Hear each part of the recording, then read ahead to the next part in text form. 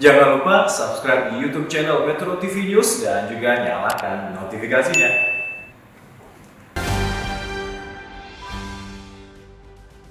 Terima kasih pemirsa, Anda masih bersama kami di Editorial Media Indonesia. Dan Bang Elman, sebelum kita berdiskusi, kita mau bertanya dulu Bang. Kita sudah tersambung lewat saluran telepon dengan pakar komunikasi politik Gun-Gun Herianto. Mas Gun-Gun, selamat pagi.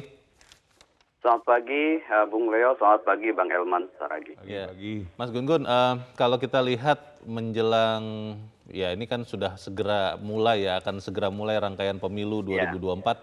Itu kalau dalam editorial disebut manuver menteri. Kalau saya bilang ini pertunjukan politik sudah semakin masif begitu ya. Kalau Anda lihat sepanjang sejarah Republik, pernah tidak ada menteri yang kemudian untuk mengejar karir politik yang lain, itu kemudian dengan sukarela mengundurkan diri dari jabatan menterinya? Kalau secara sukarela, rasa-rasanya dalam catatan saya nggak ada ya. Kecuali memang ada beberapa determinan. Pertama misalnya ada kasus ya yang kemudian menimpa. Kemudian ada juga yang karena huru-hara politik ya, seperti waktu mungkin jelang Pak Harto lengser. Kemudian juga ada misalnya karena posisi jabatan lain ya, yang sehingga kemudian mengharuskan dia untuk berpindah posisi misalnya dari eksekutif ke legislatif gitu ya. Jadi kalau begitu, kalau dikatakan bahwa seorang menteri yang adalah juga aktivis parpol, entah ketua umum atau yang lain, itu mengatakan bahwa dia bisa tetap melakukan tugasnya bersamaan, itu masuk akal tidak kalau menurut Anda, Mas Gun-Gun?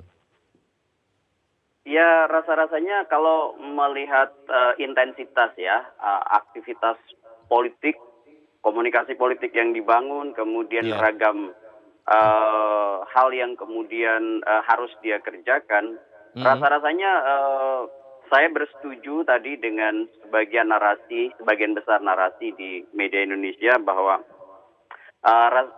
sulit ya untuk kemudian memosisikan diri dan itu kemudian nanti bisa muncul misalnya problem-problem yang bisa konflik of interest ya. Bisa juga misalnya soal pembagian waktu, misalnya nih Bung Leo, kita bisa lihat bagaimana tahapan pemilu udah dekat, 14 Juni kan ya, sudah disepakati. Agustus misalnya itu kita lihat mulai pendaftaran partai politik, kemudian bulan Desember itu sudah jelas ya, itu jadi waktu sibuk ya, karena itu akan ada penetapan parpol dan pasti kan sebelumnya ada verifikasi administratif, verifikasi faktual gitu. Kemudian Januari juga penentuan daerah pemilihan dan lain-lain dan lain-lain. Dan kalau kita lihat misalnya sekarang juga ada proses pemunculan pasangan capres cawapres, kemudian mendapatkan legitimasi publik. Kemudian juga kongsi-kongsi yang dibangun, dan itu membutuhkan energi menurut saya. Selain juga juga bisa kemudian ada potensi konflik of interest. Ya. Mas Gun-Gun, pilihannya adalah berikutnya, Presiden sebagai yang dibantu oleh para menteri ini mereshuffle. Tapi pertanyaan besarnya adalah karena menteri-menteri ini adalah kekuatan politik yang sebetulnya menyusun juga kekuatan dari seorang presiden pemerintahan saat ini, Joko Widodo. Berani tidak Presiden Joko Widodo mengganti menteri-menterinya yang notabene adalah kekuatan penyusun politik pemerintahannya juga?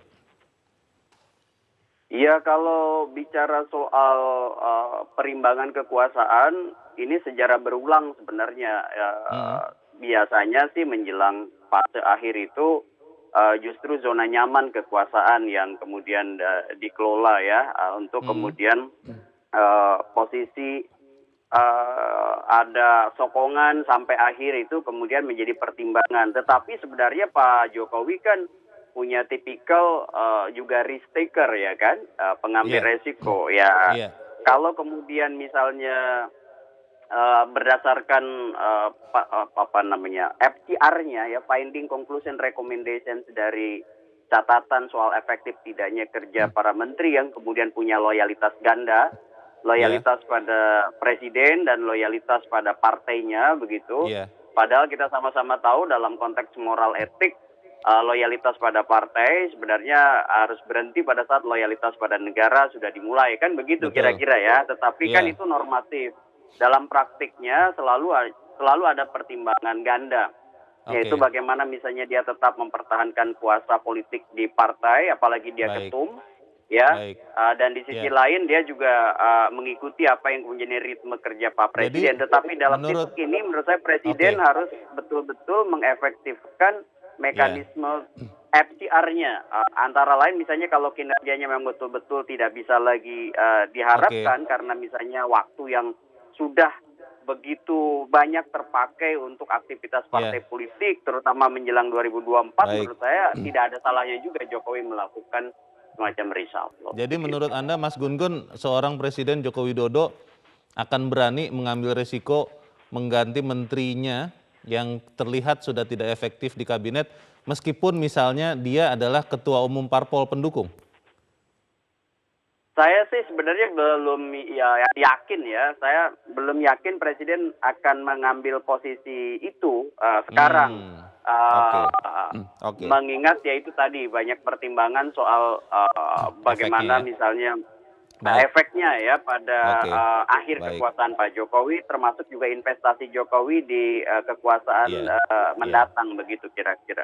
Oke, kita lihat sama-sama, ini semakin menarik. Semoga para pejabat masih ingat dengan sumpah atau janji jabatannya untuk mengutamakan kepentingan rakyat. Mas Gun-Gun Herianto, terima kasih sudah mencerahkan kami pagi ini. Selamat pagi. Sama-sama Mas. Ya. Pertanyaan besarnya itu, Bang Elman, kalau kemudian menteri belum pernah ada sejarah mengundurkan diri karena niat baik untuk fokus kepada tugasnya, entah sebagai menteri, sebagai aktivis partai politik, kan berarti Presiden harus mereshuffle. Pertanyaannya, Presiden berani tidak mereshuffle menterinya yang ketua umum parpol nih, Bang? Teorinya berani. Teorinya berani. Lagi-lagi saya mengatakan secara teori berani. Ya. Tapi faktanya saya sependapat dengan Mas Gun-Gun, tidak semudah itu. Tidak semudah itu. Karena ini menyangkut juga untuk keberlanjutan kepemimpinan dia. Kestabilannya. Iya. Nah, kalau misalnya ada yang katakan dia tiba-tiba dia reshuffle salah satu menteri atau dua menteri dari koalisi, ini akan tanpa tanda kutip seizin ketua umum partai, ini kan bisa mengganggu stabilitas kan. Iya. Nah ini memang dilematis. Jadi itu yang saya katakan. Sebetulnya kabinet kita ini yang presidensial ini sebetulnya kan abu-abu kan. Abu-abu. Undang-undang mengatakan mengangkat dan memberhentikan menteri itu kan hak prerogatif presiden. Hak istimewa presiden. Hak istimewa kan. Wah ini kan gagah ini kan. Tetapi faktanya Anda bisa lihat kan, sering sekali Presiden marah, bahkan marah-marah. Tapi kan sebetulnya kan tidak perlu dia marah-marah. Kalau ada kinerja menteri tidak maksimal, ya ganti. Ngapain dia memperlihatkan kemarahan ke publik kan? Itu kan menandakan seolah-olah loh, kok Presiden ini sepertinya dilematis. Itu kan tidak boleh. Tapi itulah realitas perpolitikan kita hari ini kan gitu kan. Nah, sehingga memang harapan kita adalah para menteri ini seperti yang Bung Leo katakan tadi, memang harus tetap mengingat sumpah jabatannya. Dia harus 100% mendarmabaktikan seluruh tenaga dan pikiran untuk kepentingan bangsa dan negara, rakyat Indonesia kan gitu kan. Dengan kata lain, dia tidak lagi memikirkan golongannya, kepentingannya, kelompoknya, partainya kan gitu kan. Tapi bagaimana mungkin itu bisa terjadi ketika dia ketua umum partai? Nah, ketika dia aktivis partai, apalagi dengan sekarang ini, ada menteri-menteri yang sudah fokus juga, fokus untuk politik 2024. Capres atau cawapres. Rencananya. Nah, ini juga membuat terbelah lagi fokusnya. Jadi kalau sebetulnya kan gini, dari pembagian waktu aja itu nggak bisa. Tadi katakan 50-50. Iya. Iya. Bagaimana kita tahu membagi perhatiannya yang tidak terlihat? Kalau waktu kan bisa kita hitung. Betul. Tadi kita katakan 50-50. Itu udah realitasnya. Kan nggak mungkin 100 di sana pada saat yang sama, 100 di sini kan nggak mungkin kan? Jadi 200%. Itu aja kita lihat tidak mungkin. Iya. Apalagi kalau kita kan bagaimana perhatiannya? Nggak terlihat ini kan? Dia bilang, enggak, saya tetap memikirkan bangsa negara. Iya. Tapi dalam sisi lain, saya tetap memikirkan bagaimana partai ini bisa eksis untuk 2024. Bagaimana nih? Kalau kita tidak, kemungkinannya kecil untuk berharap bahwa menterinya mengundurkan diri. Di sisi yang lain juga sangat berat untuk seorang presiden mereshuffle atau mengganti menterinya di kabinet yang adalah representasi kekuatan politik yang mendukung pemerintahannya. Berarti ini deadlock, Bang. Jalan buntu atau bagaimana? Ya, itulah kita lihat, kalau kita lihat hasil survei kan, kita lihat dari hari ke hari kan tingkat kepuasan masyarakat terhadap kinerja pemerintah kan naik turun dia kan, naik turun, fluktuatif kan. Iya. Kan ini sebetulnya jawaban dari itu tadi, adanya ketidakfokusan para menteri kabinet ini kan. Nah faktanya katakan lagi ini kan, bagaimana mungkin kita sebagai negara terbesar penghasil CPO di dunia, tapi bisa minyak goreng langka. Tapi kan Menteri Perdagangan bukan aktivis partai politik, Bang. Loh itu contoh. Contoh itu contoh kan. Oke. Contoh aja. Bagaimana seorang menteri tidak cakap membaca situasi yang akan datang. Bagaimana dia tidak tahu bahwa antisipasi minyak goreng ini sudah berbahaya nih. Bagaimana harga daging ini kok sudah bisa naik sampai sebegini. Kalau saya baca tadi pagi, saya dengar di Metro TV, harga cabai naik katanya kan. Betul. Nah, karena perubahan cuaca ini tidak terlalu jelas. Itu saya katakan. Masa cuaca nggak bisa diperkirakan gitu kan. Kan itu yang saya katakan. Apalagi kalau dia dibebani dengan kegiatan sebagai pimpinan partai. Nah ini. Lagi-lagi saya katakan tidak mudah. Secara teori bisa, faktanya tidak, sulit. Itu yang saya katakan, memang disinilah kita harapkan peran kunci dari seorang kepala negara. Mau sukses atau tidak gitu kan. Itu memang dilematis lagi gitu. Tanda tanya itu akan kita jawab di bagian berikut, Bang Elman dan pemirsa tetap bersama kami, Editorial Media Indonesia segera kembali.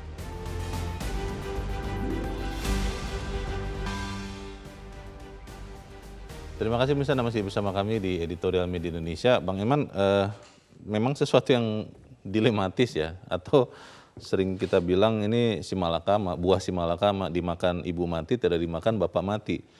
Diberhentikan bisa jadi partai politik marah, lalu bikin gerakan-gerakan, tapi dibiarkan saja, ya tidak akan mundur juga begitu. Jadi ada tidak kira-kira jalan keluar, Bang? Ya memang harapan kita sebetulnya kan negara ini kan sebetulnya kan negara kita semuanya kan. Semua harus ikut bertanggung jawab.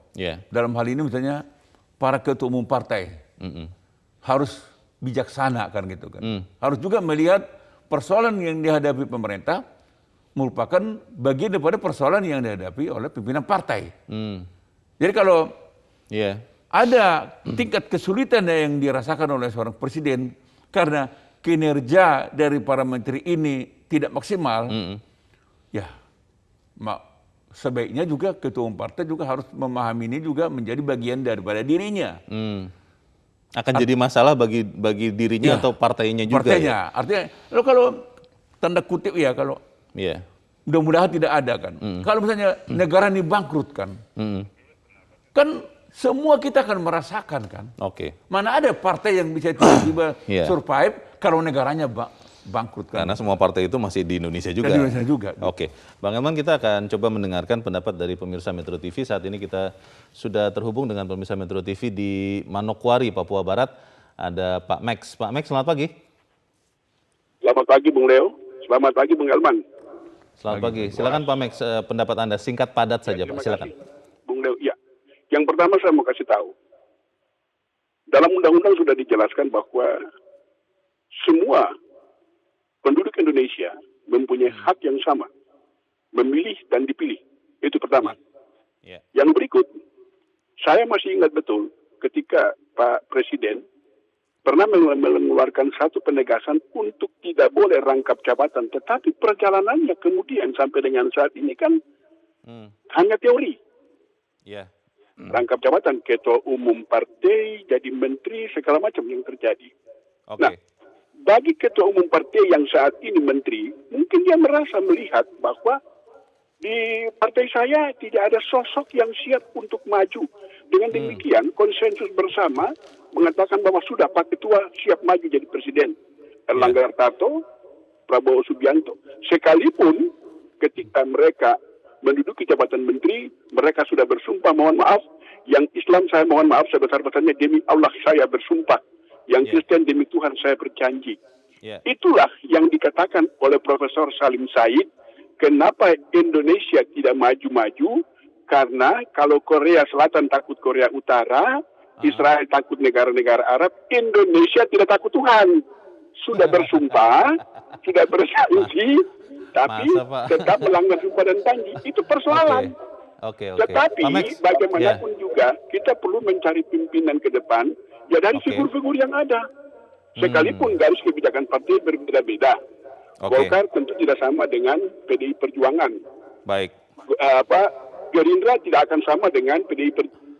Jadi maksudnya di pemerintahan berikut harus diperbaiki ya kondisi ini ya Pak Max ya, menurut Anda begitu ya Pak? Saya pikir begitu, harus ada sekali penegasan ketika tidak rangkap jabatan ya kita laksanakan secara legowo, tapi kondisinya kan sudah begini. Dilema bagi Presiden, kata Bung Elman, kalau mencopot menteri di tengah jalan, akan goyang ini kabinet, akan goyang ini pemerintahan, karena koalisinya sudah terbentuk, saling dukung-mendukung dan akan pincang. Tetapi di sisi lain, mungkin Pak Menteri bilang, tanpa saya kan ada dirjen, ada sekjen, ada para direktur, bisa jalanin kebijakan. Terima kasih Pak Max di Manokwari, Papua Barat untuk pendapat Anda. Selamat pagi. Di belakang Pak Max ada Pak Sunoto di Cirebon, Jawa Barat. Pak Sunoto, selamat pagi Pak. Selamat pagi Bang Leo dan selamat pagi Bang Elman. Selamat pagi, silakan Pak Sunoto. Menteri melakukan manuver itu merupakan hak dia, tapi jangan lupa di atas hak itu ada kewajiban. Nah, menteri sebagai seorang intelektual mestinya ngerti bahwa kewajiban itu dulu yang harus diutamakan, yaitu apa? Kewajiban untuk bersama-sama mensejahterakan rakyat. Karena apa? Yang menggaji menteri itu bukan partai, tapi rakyat. Ya kan? Yang kedua, ya kan, saya mewakili rakyat sebagian juga akan menyampaikan, Bang Leo, para menteri, kalau kalian tidak bisa membuat senang rakyat, tapi tolong jangan membuat jengkel rakyat. Tolong jangan membuat jengkel rakyat, ya kan? Nah, yang berikutnya, menteri sebagai seorang intelek itu harus gentle, harus bersikap. Karena saya ada urusan partai yang lebih penting, mengundurkan diri. Bukan yang ini dipegang, yang ini dipegang, itulah sikap. Presiden pun juga harus bersikap, panggil itu menteri-menteri yang sudah melakukan manuver. Silakan, Anda mau aktif membesarkan partai atau urusan politiknya, atau terus membantu saya sebagai seorang menteri. Yang berikutnya, ya kan, bahwa saya, maaf Bang Elman, saya bukan klaim, malah sebetulnya saya mau ngomong gini. Saya sebagai spermanya Partai Amanat Nasional, pendiri dan deklarator, prihatin melihat kelakuan PAN yang melakukan manuver-manuver di sini. Lihatlah itu dari Sabang sampai Merauke, orang miskin masih berjejer di mana-mana. Kok mementingkan kepentingan urusan kursi? Jadi yang berikutnya saya akan katakan sekali lagi, jangan mengutamakan hak, tapi utamakan dulu kewajiban. Terima kasih. Terima kasih Pak Sunoto di Cirebon, Jawa Barat. Selamat pagi Pak. Di belakang Pak Sunoto ada Pak John Veto di Batam, Kepulauan Riau. Pak John, selamat pagi Pak. Selamat pagi Bung Leo, selamat pagi Bang Elman. Selamat pagi Pak John. Silakan Pak, pendapat Anda Pak, singkat padat saja. Manuver Menteri jelang pemilu 2024 ini kan memang betul, atau saya nilai ini blunder. Kenapa? Kalau kata Presiden jangan ke susu, ojo ke susu. Ya, bagaimana dia tidak kesita waktu dan untuk mengapakan manuver dia untuk mengambil dukungan untuk apa nih calon presiden atau calon wakil presiden. Di mana? Logikanya di mana? Dia menteri itu kan bekerja untuk rakyat, membantu presiden. Sekarang tersorok ke sana, tersorok ke sini ya untuk menjual dia sebagai apa? Minta dukungan jadi calon presiden, wakil presiden. Jadi yang sebenarnya kalau saya tuh agak kurang pendapat saya kata Bang Elman tadi, agak goyak kalau dicopot di reshuffle menteri itu, diganti menteri. Enggak juga. Sebenarnya enggak. Ya. Sebenarnya dipanggil aja itu menteri, ini kamu udah salah menyimpang gini, udah siapkan pengganti kamu udah dicopot gitu aja. Jadi bisa ya dicopot ya Pak ya? Dicopot aja, diganti aja. Ya, oke itu aja. Makasih. Baik, terima kasih Pak John Veto di Batam, Kepulauan Riau untuk pendapat Anda Pak. Selamat pagi.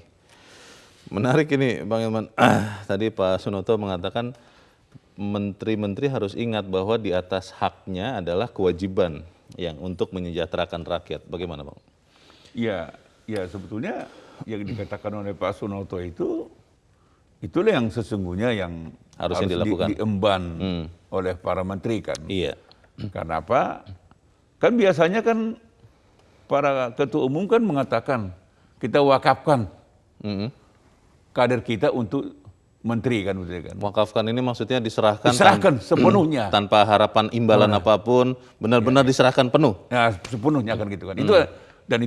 Itu selalu saya minimal kalau Pak Surya kan selalu mengatakan begitu kan. Saya wakafkan kader Nasdem ini untuk apa kan.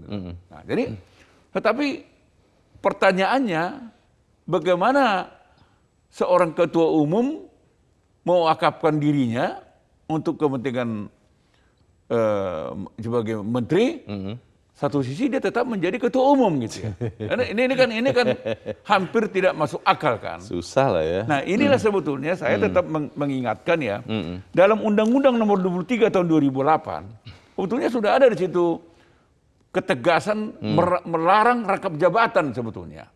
Tapi jabatan pemerintahan mungkin Bang? Ya. Artinya maksudnya sebetulnya kan itu kan bisa diterjemahkan. Sebetulnya kan dulu kan sempat juga bahwa kalau ketua umum partai sebetulnya termasuk kategori yang tidak boleh merangkap itu. Dia kalau dia mau pilih apa, kalau dia jadi menteri mau nggak dia? Ada yang menarik sebetulnya, ya mohon maaf ya, lagi-lagi PKS kan. Saya ingat dulu Tifatul Sembiring misalnya ya. Begitu dia kan presiden partai kan pada saat itu. Tapi ketika dia diangkat jadi menteri Kominfo, dia mundur dari presiden partai. Jadi dia lepas jabatan di partainya. Jadi dia tetap menjadi kader kan, tapi tidak lagi melaksanakan tugas-tugas kepartaian kan gitu kan. Pimpinan partainya dilepas. Gitu kan. Nah ini yang mestinya kita harapkan. Jadi apa yang sudah pernah dilakukan oleh salah satu partai politik, itu mestinya bagus juga untuk ditiru. Bisa kan? Tentu yang lain juga mestinya bisa kan gitu. Pertanyaannya bisa, tapi mau atau tidak? Kita bahas di bagian berikut. Pemirsa tetap bersama kami, Editorial Media Indonesia segera kembali. Terima kasih pemirsa, Anda masih bersama kami di Editorial Media Indonesia. Kita di bagian akhir dari diskusi kita pagi ini. Bang Elman, saya ingat dulu waktu dari jenjang SD, SMP sampai SMA, ada mata pelajaran dulu namanya pendidikan moral Pancasila. Kita mengisi jawaban itu harus yang ideal, meskipun itu beda dengan prakteknya di lapangan, supaya nilai kita bagus. Nah, kembali ke soal menteri yang mengundurkan diri dari jabatannya sebagai ketua umum atau mengundurkan diri dari jabatan menterinya, bisa, tapi apa mereka mau Bang? Ya, saya nggak tahu apa dia mau atau tidak. Tapi faktanya kan belum pernah ada. Ini kan yang mundur dari jabatan menteri ya. Jabatan dengan rela ya. Ketika dia lihat bukan karena tertangkap korupsi atau yang lain. Kalau tertangkap korupsi kan ya masih bagus dia diberi kesempatan mengundurkan diri. Ya kan gitu kan. Tapi maksud saya belum ada contoh. Karena misalnya dengan pertimbangan dengan objektif ya. Dia lihat saya nggak mampu lagi membagi waktu untuk kementerian karena tugas partai sudah menunggu. Maka dengan sukarela saya mohon diri. Saya tidak lagi jadi menteri. Saya fokus ke sini. Atau dia tinggalkan karena dia lihat tugas utama kementerian ini sangat penting untuk demi rakyat. Rakyat kan di atas segala-galanya kan gitu dengan rakyat. Maka saya tinggalkan jabatan ketua umum partai ini untuk fokus ke sini. Itu menurut saya sih teorinya ada. Prakteknya hampir tidak ada. Ya prakteknya kita bilang ya kita tertawa hahaha aja. Jadi sekali lagi mau kita katakan kan di sinilah kita minta jiwa besar. Masih ada waktu. Ini kan 2024 ini kan masih ada 2,5 tahun ya mereka ini kan. Kurang lebih ya. Nah, karena melihat tantangan bangsa ini pasca COVID, tambah lagi perang Ukraina ini kan beban negara ini kan betul-betul berat. Nah, di sini diperlukan fokus 100% pengabdian untuk rakyat. Tidak bisa terbagi nih, nggak bisa bagi 2, bagi 3, nggak bisa. Ini harus 100%. 100% aja belum tentu maksimal kan gitu kan. Nah, oleh karena itu kita minta mereka segeralah mengukur diri. Mampu nggak masih mengabdi di 2 tempat. Kalau merasa tidak mampu, pilih salah satu. Jangan menunggu di reshuffle presiden. Jangan mempersulit presiden. Karena saya katakan tadi, teorinya sih nggak ada masalah. Tapi kan faktanya kan kita ini kan ada koalisi. Tidak mungkin bisa seorang presiden semena-mena. Hari ini saya ganti ini. Tanpa katakanlah sounding lah. Artinya dengan 4 mata kayak atau telepon-teleponan. Ini persoalan Bung Leo. Atau kalau begini Bang, menteri-menteri yang ada di kabinet yang memang punya tugas politik, ada yang ketum, ada yang aktivis yang lain, itu mengambil jalan tengah. Mereka mengundurkan diri, tapi posisi menterinya tetap diisi oleh kader partainya, supaya kemudian dalam tanda petik perimbangan kekuatan politik penyusun koalisi ini tetap terjaga. Itu bisa atau tidak? Ya. Kalau itu kan ideal.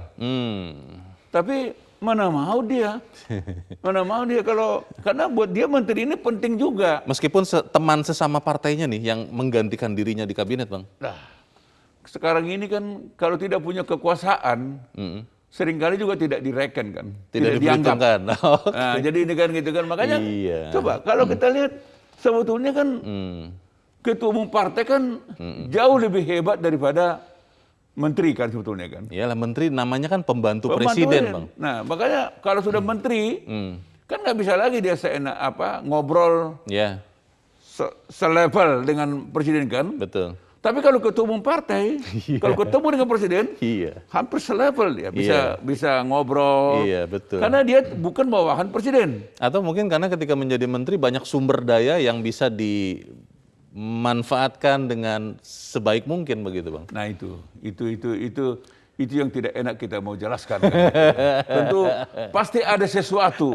Mengapa ketua umum partai tetap tertarik menjadi pembantu presiden? Kan begitu kan? Ada yang bilang jangan jauh-jauh dari mata air, katanya begitu, Bang. Jadi itu saya katakan. Tapi saya tidak mau menjelaskan itu lebih jauh. Rakyat pun tahu itu.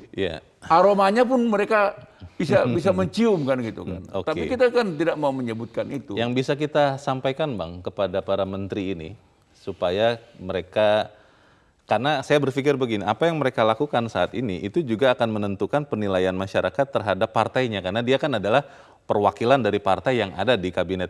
Apa yang bisa kita sampaikan kepada mereka, Bang? Saya mau katakan begini aja. Kalau memang para pimpinan partai ini tidak bijaksana, tetap diam 1000 bahasa, tidak mau mengakui kelemahan dari kader dia yang duduk di kabinet, ya presiden harus berani meresapel untuk apa? Karena ini untuk jangan sampai presiden mengorbankan rakyat. Ini kan satu hanya untuk nyenangkan partai, lalu rakyat yang dikorbankan kan itu tidak boleh. Jadi sekali lagi presiden harus berani. Baik. Tetap memang meminta yang diganti ini kalau dari partai anu, maka yang akan duduk sini juga dari partai anu lagi kan gitu kan. Tapi dia harus berani meresapel para menteri yang tidak cakap, yang tidak maksimal. Baik. Itu harapan kita bersama supaya kepentingan rakyat tetap menjadi nomor satu. Bang Hilman Saragih, terima kasih sudah hadir di tempat ini. Selamat pagi, Bang. Pemirsa, diperlukan kebesaran jiwa para menteri yang juga petinggi partai politik. Kalau jiwa mereka ternyata tetap kecil, Presiden harus bersikap.